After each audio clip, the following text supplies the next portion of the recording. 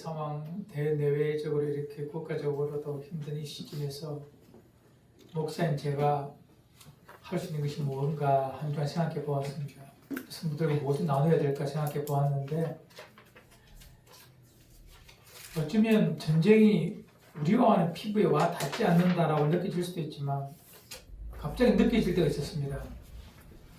주유소 앞을 지나가는데 기름값이 200원이 올랐습니다. 1,600원하더니 지금 1,800원. 이발고 이 전쟁 때문에 싶어서 기분이 안 좋았지만 그래도 그거는 조금 그렇게 민감하진 않아요. 그런데 말입니다. 영적인 눈을 가지고 세상을 이해하고 봐야 될 목사들은 왜 세상에 지금 전쟁이 있을까라고 반문해 봅니다.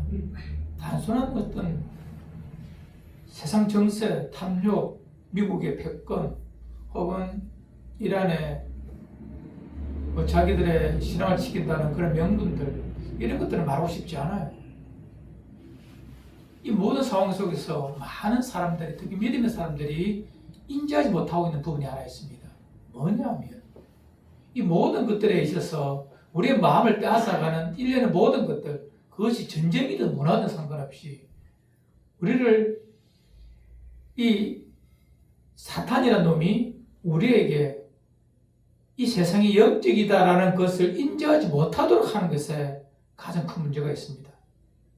되어지는 상황, 전쟁, 아픔 이런 것을 보면서 이 세상이 영적 전쟁 혹은 영적인 것이 있다는 것을 인지하지 못하도록 아니 무관심하도록 만들어가는 것이 사탄의 전략입니다. 우리는 상상할 수도 없습니다.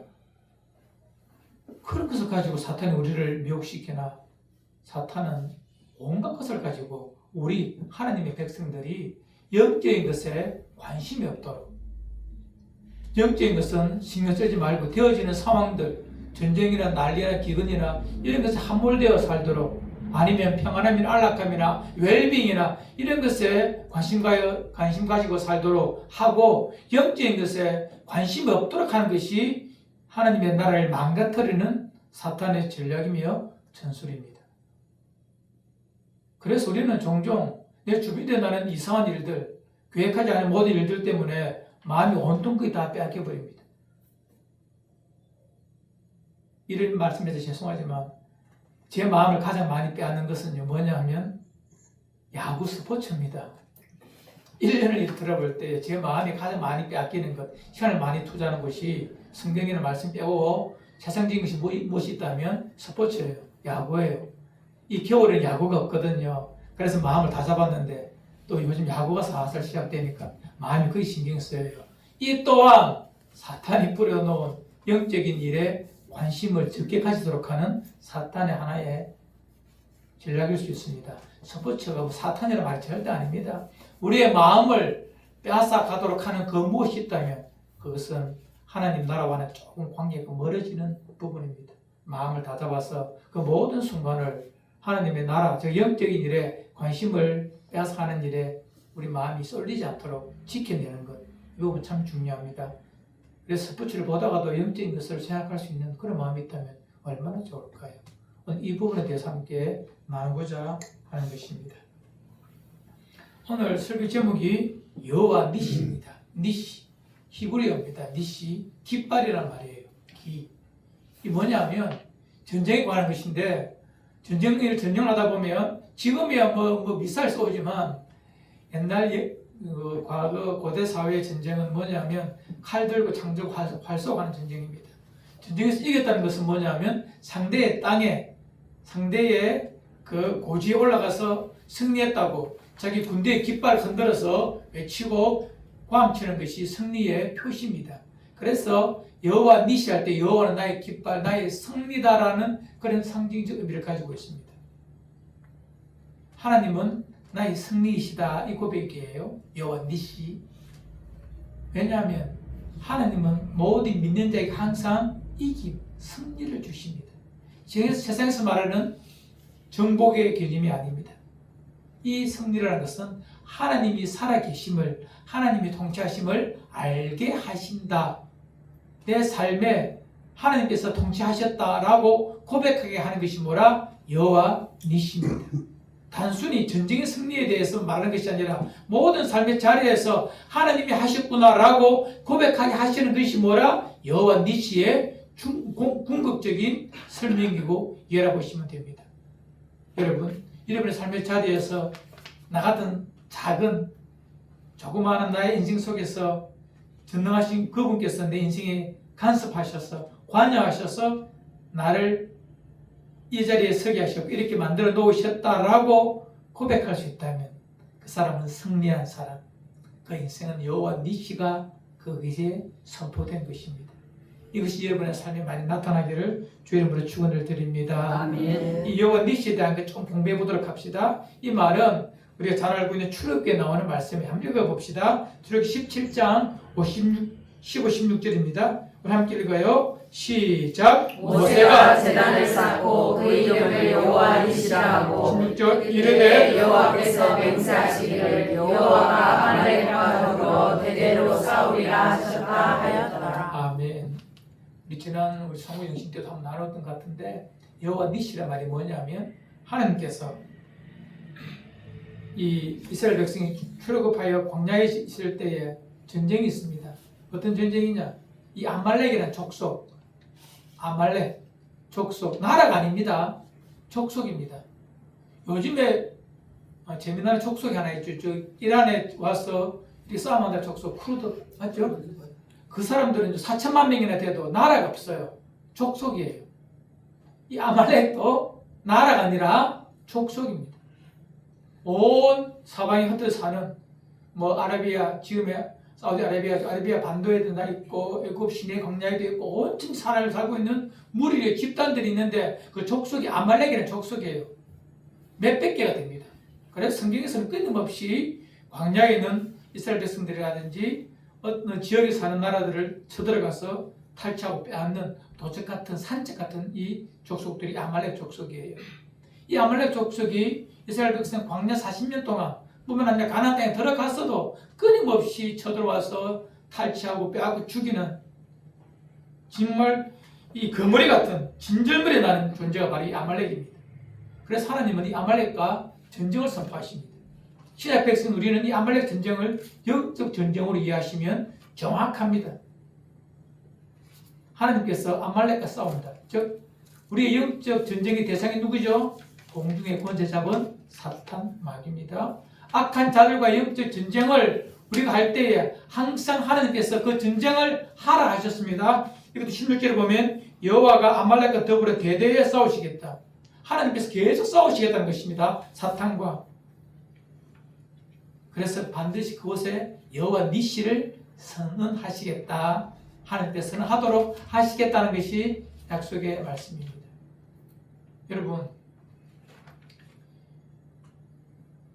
하나님은 우리를 향한 그 백성을 향하여 항상 관심이 거기에 가 있습니다. 우리가 우리 자녀를 키우다 보면 우리가 초등학교 다닐 때, 우리가 다닐 때 국민학교 다닐 때 보면 한 반에 70명이 되지 않습니까? 한 학년이면 몇백 명 됩니다. 그래도 학교 끝마치고 애들이 쑥 나와도 부모는, 엄마는 내 새끼 다 알아봅니다. 똑같이 생겨도. 왜요? 내 새끼는 그냥 알아요. 그림표만 봐도 알아요. 하나님이 그런 마음을 가지고 그 백성을 쳐다보시고 그 백성이라는 말하지 맙시다. 나를 쳐다보신다니까요.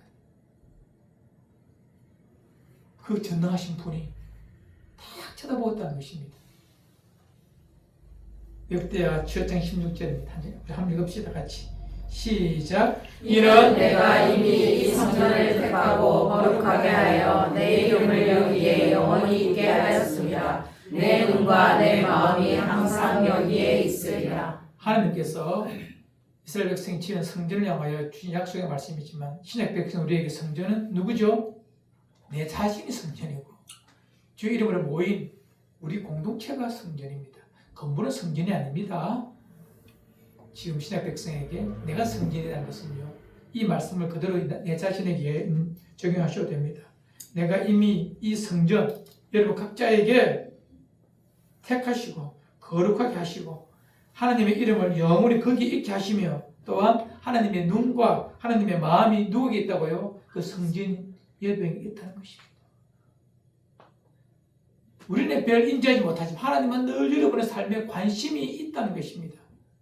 그가 얼마나 아름답게 사는가 늘 관심이 있다는 것입니다.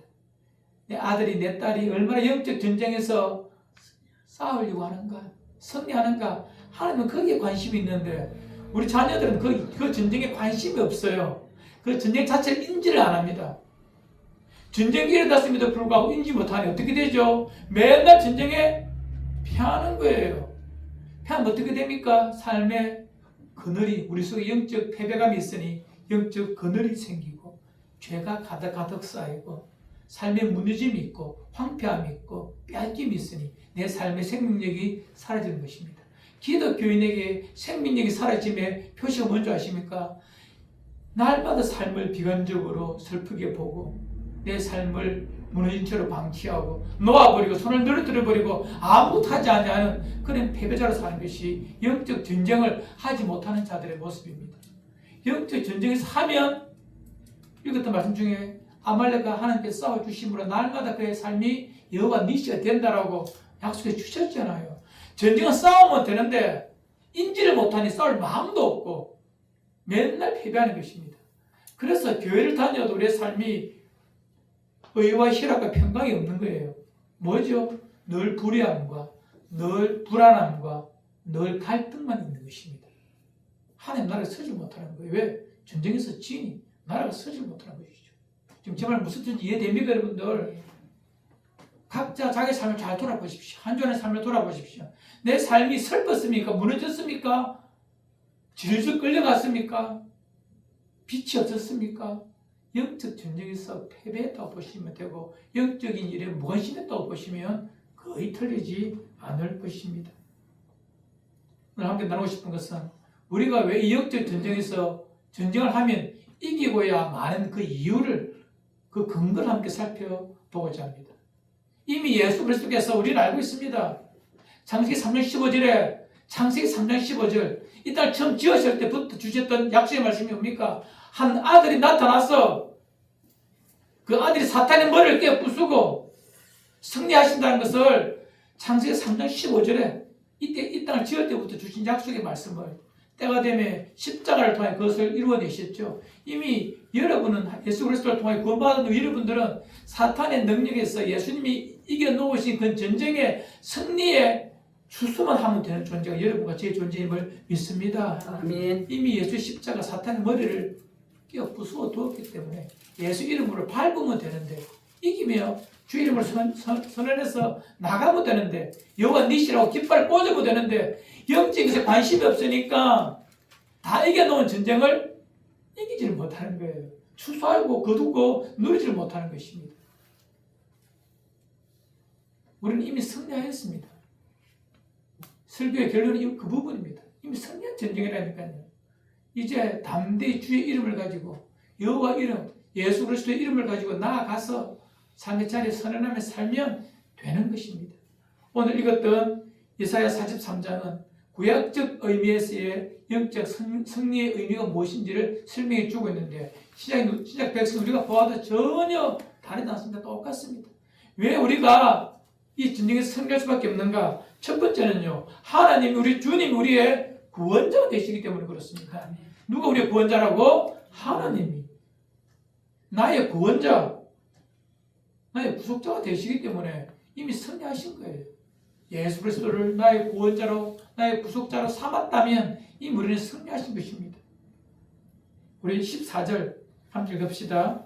이사야 43장 14절 자막 보면서 시작. 너희의 구속자여 이스라엘의 거룩한 이 여호와가 말하노라. 너희를 위하여 내가 바벨론에 사람을 보내어 모든 갈대아 사람에게 자기들이 일어나던 배를 타고 도망하여 내려가게 하리라. 이 말씀을 설명하면 조금 이렇게 사전 이해가 필요한데요. 선의가 필요한데 뭐냐면 이스라엘 백성이 가나안 땅에서 잘 살다가 하나님의 말씀과 은혜를 잊어버리고 우상을 섬기고 세상을 따라 살게 됩니다. 이에 하나님은 징계 막대기, 심판이 아닙니다. 그 백성을, 자녀를 아비가 때리듯 부모가 때리듯 돌아오라고 징계 막대기로 바벨론이란 나라, 신바벨론입니다. 바벨론 함무라비 법전은 구바벨론이죠. 신바벨론입니다. 신바벨론이라는 나라를 잠시 들어서 이스라엘 백성을 때리십니다. 즉 포로로 잡아 가버립니다. 그것 심판이 아니라 징계인 이유가 뭐냐? 잡혀갈 때 예레미야를 통하여 70년만 너희들이 잘 정신 차리고 갈망하면 회복된다. 70년 후에 포로가 다시 돌아온다는 약속을 해주셨습니다. 즉 이것은 심판이 아니라 징계입니다. 물론 70년이 짧은 시간은 아니지만 하나님께서 영원히 버리지 아니하라 하셨다는 그런 약속이죠. 하나님께서 70년이 지난 시점에 어떻게 구원하시겠다는 약속이 바로 읽었던 이사야 43장 14절의 말씀입니다. 난 너희의 구속자이다.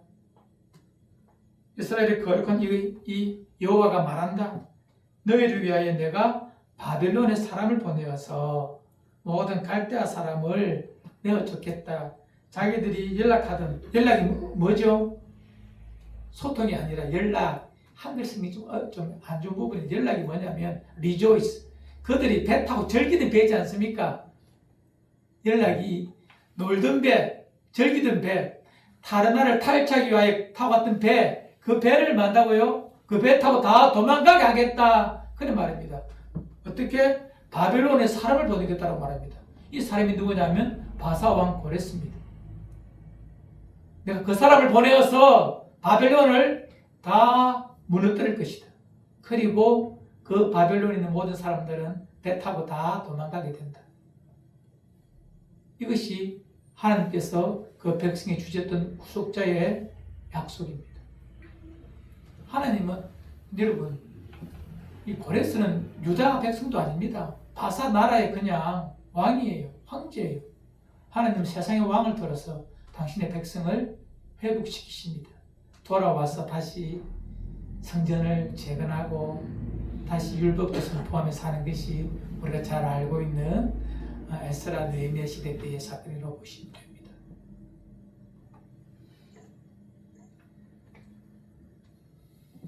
이 일에 대해서 사람들이 묻죠. 정말 그런 일이 가능합니까? 라고 의심을 가지는 자에게 하나의 역사적 근거를 들어서 이 약속이 반드시 이루어짐을 말합니다. 우리 16, 17, 3 읽읍시다. 이 일을 행하시는 분이 어떤 분이심을 보여주며 이 약속의 신실함을 증언해 주십니다. 함께합니다. 시작. 나 여호와가 이같이 말하노라. 나라 가운데 길을 큰 가운데 지름길을 내고 병거와 말과 군대의 용사를 이끌어내어 그들이 일시에 엎드러져 일어나지 못하고 소멸하기를 거절하는 등불 같게 하였느니라. 이 사건이 뭐죠? 맞습니다. 출애굽 사건입니다. 홍해를 건너는 사건입니다.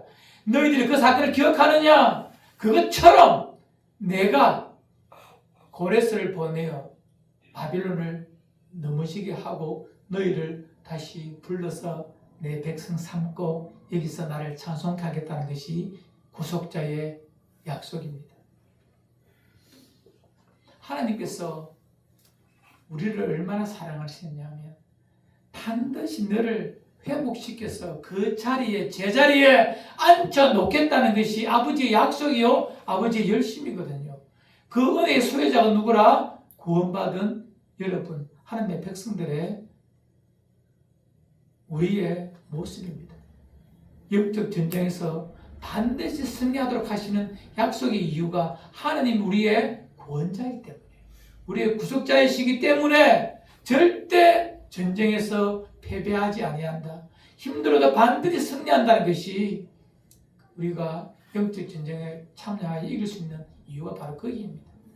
하나님 우리가 뭐라고? 구원자이시기 때문에. 여러분 걱정하지 말고 영적 전쟁 마음껏 하십시오. 하면 여러분의 삶이 기쁨이 있다니까요. 전쟁하면 세상의 전쟁은 슬픔이 죽음이지만 하나님과 영적 전쟁은요. 주의 이름으로 하는 영적 전쟁은 승리가 기쁨이요 평강이요 즐거움입니다. 하면 할수록 더 큰 평안과 즐거움이 있다는 것입니다. 하면 할수록 내 삶의 자리에 더욱 하나님의 나라가 선명해집니다. 무엇을 많이 가져야 누려야 쌓아놔야 평안하고 그 나라가 부흥해진다. 그냥 세상이 말하는 황제가 말하는 나라이고요. 하나님의 나라는 그것이 아닙니다. 영적 전쟁에서 날마다 싸우고자 할 때, 주 이름으로 진리의 편에서 싸우고자 할 때, 그곳 하나님의 나라가 서게 되는 것입니다. 이것이 왜 가능합니까? 라고 반문합니다. 방금 읽었던 마치 홍해 사건을 말씀해 주셨던 것처럼 하나님 어떤 분인가 알면 이 전쟁의 승리는 당연하다고 알 수가 있습니다. 우리 함께 그 앞에 있는 우리 하나님께서 전능하신 분이심을 알아야 되거든요. 약속의 말씀 이사야 40장 15, 16절입니다. 함께 읽읍시다. 시작. 보라, 위에는 열방이 통에 한 방울 물과 같고 저울의 작은 티끌 같으며 섬들은 떠오르는 먼지 같으리니 레바논은 땔감에도 부족하겠고 그 짐승들은 번제에도 부족할 것이라. 그의 17절 그의 앞에는 모든 열방이 아무것도 아니라 그는 그들을 없는 것 같이 빈 것 같이 여기시느니라. 아무리 세상이 난리고 아무리 커도 하나님 앞에서는 아무것도 아니라는 것입니다. 열방이 모든 나라가 통에 한 방울의 물과 같고 저울의 작은 티끌 같으며 섬들은 떠오르는 먼지 같다라고 말합니다. 창조주 전능하신 그분 앞에 세상은 목욕탕 물에 한 방울의 물밖에 안 된다는 거.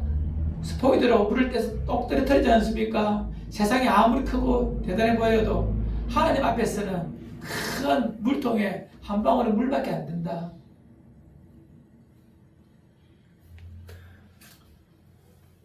목에 달면 목에 나가지도 않는 티끌 같은 것이 세상이고 저 많은 보이는 섬들 저거는 햇빛이 쫙 비치면 하얀 먼지가 보이죠. 눈에 안 보이지만 햇빛이 비치면 공기에 떠 있는 먼지가 보입니다. 그밖에 안 된다. 뭐가? 세상이. 지금의 전쟁도 통일합니다. 3000년 전이나 지금이나 전쟁은 하나님 앞에 아무것도 아님을 믿으셔야 됩니다. 우리는 못 믿습니다. 그것을 왜요? 하나님의 크심은 하나님의 위대하심을 내가 경험한 것밖에 모르거든. 내가 경험한 하나님이 요만하면 하나님이 요만한 거예요. 그러니 하나님의 크심을, 광대하심을 모르기 때문에 불안하고 전쟁에서 패할까 두려워하는 것입니다. 하나님의 크심을 경험해 보았다면 우리는 정말 담대할 수가 있는 것입니다. 그래서 그 백성에게 말합니다. 이스라엘아, 너희의 구원자는 얼마나 위대하신 줄 아느냐? 저 모든 열방도 아무것도 아니다. 걱정하지 말고 전쟁을 하라라고 말합니다. 레바논의 땔감으로도 부족하겠고, 뭐냐면 하나님 앞에 제단에 이렇게 번제를 드려야 되잖아요. 번제를 드리려면 무엇이 필요합니까? 나무가 필요해요. 이 나무를 가지고 러디님이라는 사람들이 있거든요. 그 다음에 얘기합시다. 이 땔감을 준비하는 사람들이 있어요. 그 사람들 땔감 가져와야 번제물을 털 거 아닙니까? 레바논에 가면, 레바논은 지금의 이스라엘의 북쪽에 가면 있습니다. 지금도 레바논 노라 있죠.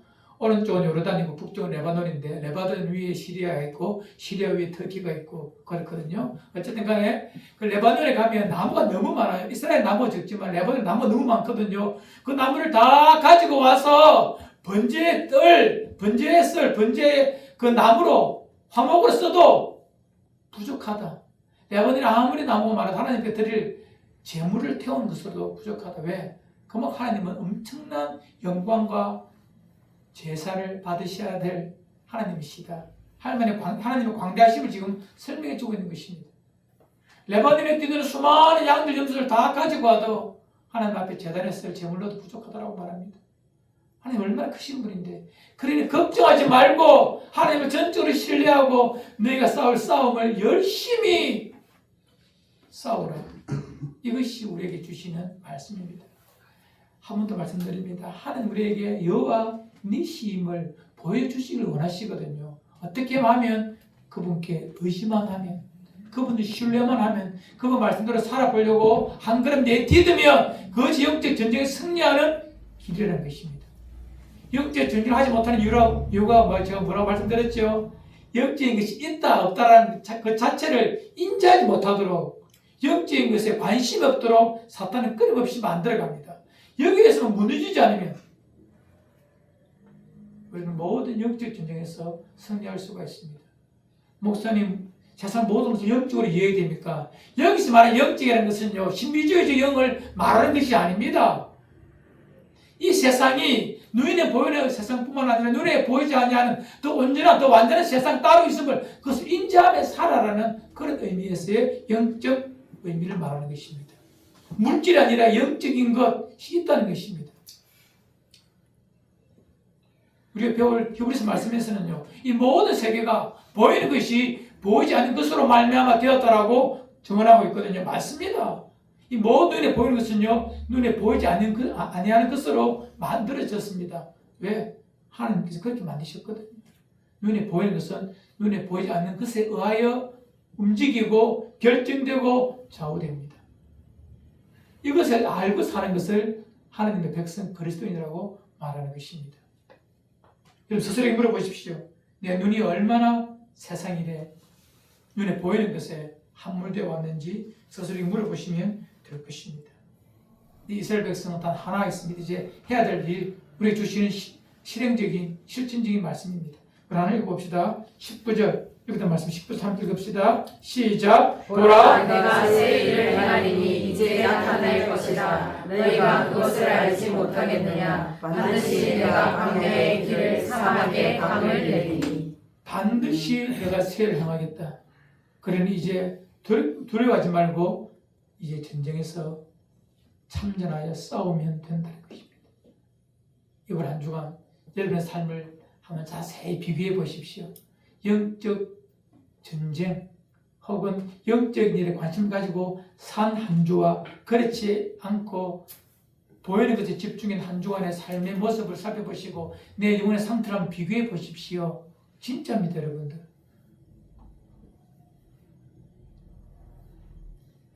우리가 이 모든 전쟁에서 승리할 수 있는 것, 우리의 하나님 아버지가 날마다 내 삶 속에 새 일을 행하여 주심을 믿기 때문입니다. 아멘. 새 일은 과거의 일이 아니라 오늘 일, 내일 일을 말합니다. 영적인 일에 집중하여 살면 하나님께서 내 인생을 새롭게 하십니다. 전능하신 그분이 사막에 강을 내시겠어. 바다에 길을 내셔서라도 이 백성을 살려내시겠다는 하나님의 약속의 말씀, 내 말씀임을 믿으시길 바랍니다. 전능하신 그분의 약속입니다. 그러니 낙망하지 마시고 열심히 아름답게 살아봅시다. 저는 이 말씀을 참 좋아합니다. 오늘 찬양에도 나왔지만 이사야 43장 4절 상반절에 이런 말씀이 있습니다. 함께 읽어요. 시작. 내가 내 눈에 보배롭고 존귀하며 내가 너를 사랑하였음즉. 하나님께서 그 백성을 향해 주셨던 사랑의 세례다입니다. 네가 내 눈에 보배롭구나, 존귀하네, 내가 너를 너무 사랑한다, 이렇게 불러주십니다. 여기다가 여러분 여러분 이름을 넣어도 됩니다. 민정이가 많으니까 민정이라고 부를게요. 민정아, 내 눈에 보배롭고 존귀하구나, 내가 민정이를 사랑한다, 이렇게 하는 거예요. 하나님의 백성을 향한 하나님의 사랑의 말입니다. 그래서 내가 너를 구원하겠다, 승리케 하겠다, 내 인생의 여호와 니시가 되어 주겠다라고 말하는 것입니다. 영적 전쟁에서 싸우기만 하면 이김을 주신다는 약속입니다. 그리고 너는 나에게 뭐만 하면 된다고? 43장 21절입니다. 제가 너무나 좋아하는 말씀. 이 백성은 내가 나를 위하여 지었나니 나를 찬송하게 하리라. 영적 전쟁에서 이겼느냐? 승리의 깃발을 들고 나를 찬송하는 네 모습을 내가 보고 싶다, 이렇게 말하는 것입니다. 어쩌면 기독교인이 살아가는 삶의 모습은 너무나 단순합니다. 영적 전쟁에서 승리하여서 그 깃발을 흔들며 하나님을 찬송하는 하루하루의 삶, 한 주간의 삶, 이것이 그리스도인의 가장 복된 삶입니다. 사람들이 보면 저 사람은 왜 저렇게 잘 살까? 저렇게 즐거울까? 왜 저렇게 평안하게 살까? 아니, 왜 저런 삶을 살까? 신기해 보일 정도로 살아가지는 것이 하나님의 백성의 삶의 모습입니다. 구약에서 말하는 이스라엘 백성들, 하나같이 그렇습니다.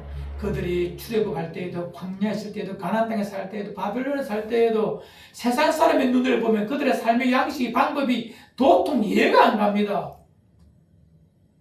저렇게 포로로 잡혀와서 저렇게 비참한 삶 속에서도 저들의 입술에 하나님을 찬양하는 소리가 있으니 이해가 안 된다는 거예요. 저쯤 되면 삶을 절명할 만한데도 살아낸다니까요.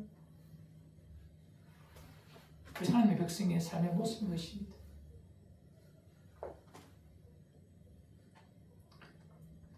세상을 이기는 것이 있습니다.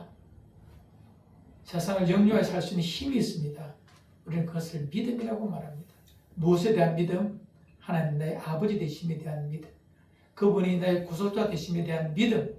주 예수 그리스도께서 사탄의 머리를 끼워 부수어 두셨기 때문에 그의 이름으로 나아가면 나에게 가장 안전한 것으로, 온전한 것으로 성립 하신다는 그 믿음이 세상을 이기는 것입니다. 이 믿음이 없으면 세상을 싸울 수도 없고 지게 되어 있죠. 잘 아는 말씀 요한일서 5장 4절입니다. 함께 읽읍시다. 시작. 무릇 하나님께로부터 난 자마다 세상을 이기느니라. 세상을 이기는 승리는 이것이니 우리의 믿음이라. 아멘. 믿으시죠? 아멘. 이제 우리가 져서 이번 한 주간 져서 삶이 무너지고 삶이 말로 쪼그라들고 패배자로 늘 처져 있는 것 하나님 아버지 보시기에 너무 마음이 아픈 거예요. 내가 너의 구속자인데, 나는 창조주인데, 날마다 내가 네에게 새 일을 행할 만큼 나는 전능한데 왜 나를 의지하지 않고 마치 내가 세상에 존재하지 않는 것처럼 너는 그냥 사느냐라고 우리에게 물어보시지 않습니까 지금? 나를 신뢰해라라고 주님 말씀하십니다. 영적 전쟁에서 이긴 내 이름을 가지고 내 삶의 자리에 가서 좀 살아줄래라고 말씀해 주고 있다니까요. 그리하면 이긴다니까요. 능력이나 기술이나 병마가 아니라 군대의 칼이 아니라 창이 아니라 주의 이름으로 나가면 이긴다고 해도 우리는 그것을 믿지 않고 내가 가지고 있는 스킬을, 내가 가지고 있는 달란트와 능력을 가지고 세상을 싸우려고 하니까 맨날 지지. 왜? 사탄이 우리보다 훨씬 똑똑하고 무게가 많거든. 사탄이 벌벌 뜨는 것 예수의 이름. 세상을 구원하기 위하여 지졌던 십자가의 복음이 세상을 박살내버렸거든. 사탄의 나라를 망가뜨려버렸거든. 그래서 가장 겁내는 것은 예수의 십자가의 복음이고 예수의 이름입니다. 이걸 믿는 것이 뭐라? 믿음이에요. 그 믿음이 뭐라고? 세상을 이긴다라고 요한일서 5장 4절에서 말하고 있지 않습니까? 진짜입니다. 기독교 2000년 피도세계 모든 시간들은 이것을 증거하기 위하여, 이것이 맞다라고 증언하기 위하여 피도세계는 지금까지 존재해 있는 것입니다.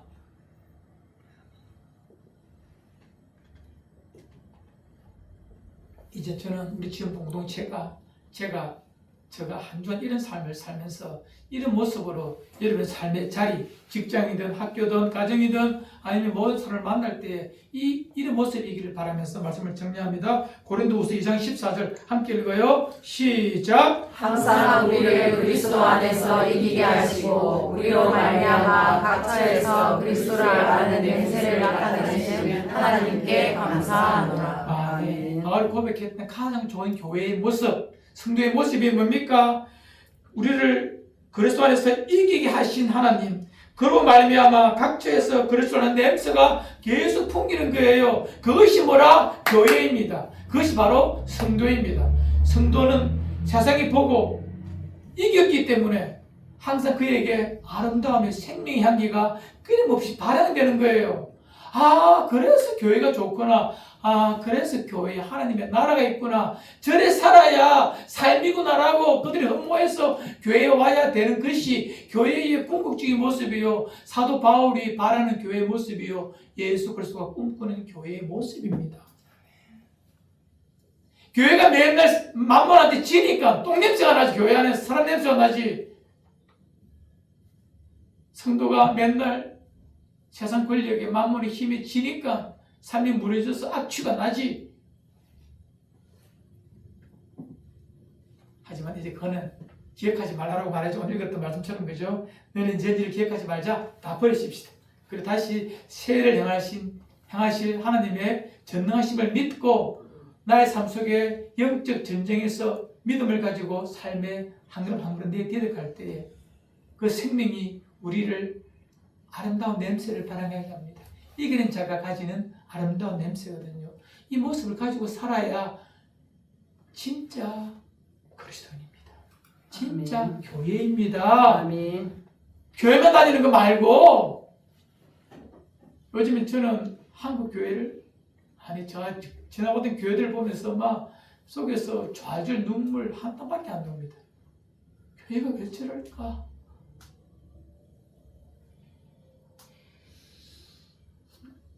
여러분, 다른 교회는 좀 차오가고 지금 교회 나의 하루의 삶이 생명의 향기를 발향하는 예수의 냄새를 발향하는 이기는 자의 삶을 살아가야 합니다. 이거 신앙의 여정입니다. 하늘에서 불이 떨어져서 병이 낫고 눈먼자가 눈을 뜨고 물론 그것도 뭐 대단한 일이지만 그것은 하나님 나라하고는 별개의 일이라고 볼 수도 있습니다. 진짜는 이겁니다, 여러분들. 내가 영적인 일에 더 많은 관심과 시간을 두고 영적으로 이 세상의 모든 것을 해석하고 하나님께서 이 피도식의 왕되심을 선포하고 여러분의 삶의 자리에서 제자리를 찾아가면 됩니다. 하나님은 하나님의 자리에, 나는 피조물의 자리에, 내게 있는 모든 것은 하나님을 영화롭게 하는 도구로 쓰이는 그런 자리에, 제자리에만 가 있으면 믿음으로 살아내는 것입니다. 이런 삶을 삶으로 우리 눈앞에 있는 큰 바다도 강물도 삶의 시련의 큰 폭풍도 두려워하지 마십시오. 그분이 계시면 하나님은 바다를 가르셔서 땅을 걷게 하시든지 아니면 그 강물 위로 우리를 걸어오게 하시든지 아니면 바람을 명하여 바람이 불지 못하도록 고요하게 그 바다를 잠을 재우시든지 하실 것입니다. 왜? 하나님은 전능하신 하나님이시기 때문에 그렇습니다. 아멘. 내가 경험한 자그마한 하나님 말고 내가 경험하지 못한 성경에 기록한 수많은 피조세계가 경험한 전능하신 그분이 내 아버지인 줄 알고 그분께 부탁하시고 그분을 신뢰하시고 그분의 음성을 따라서 한 걸음 한 걸음 발을 내어 디뎌갈 때에 그 자리는 여호와 니시의 현장이 됩니다. 아멘. 그때부터 우리에게는 샬롬이, 카라가, 평강과 기쁨이 내게 있어 그것이 그리스도의 나라가 되고 그리스도의 향기가 나타납니다. 이것이 하나님의 나라입니다. 이것이 지금 교회의 모습이기를, 한국 교회의 모습이기를, 여러분의 삶의 자리이기를 주의 이름으로 축원을 드립니다. 아멘.